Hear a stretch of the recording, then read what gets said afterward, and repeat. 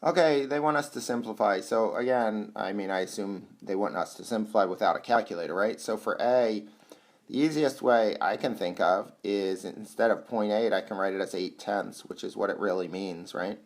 I could even reduce the 8/10, right, to 4/5, right, because 8/10 is 4/5.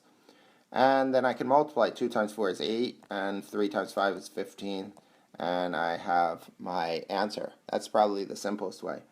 For B, I'll start up here. 4/3 times 3/7, right?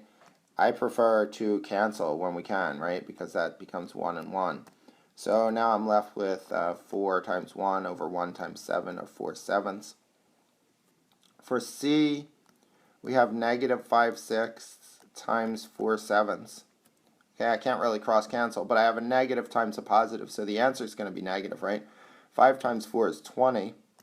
6 times 7 is 42, right? And, oh, actually, I could have cross-canceled. Yeah, let me do that, right? Oh, we'll do it this way first. So then I notice that 2 goes into both those, and I get negative 10 21st.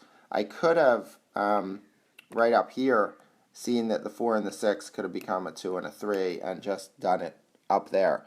But either way, it's fine. I didn't catch that the first time.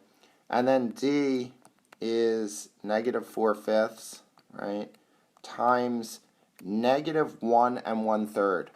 In all these cases, I always switch to improper fractions. So negative 1 and 1/3 is negative 4/3, right? So now I have a negative times a negative, so I can forget about them because that's a positive.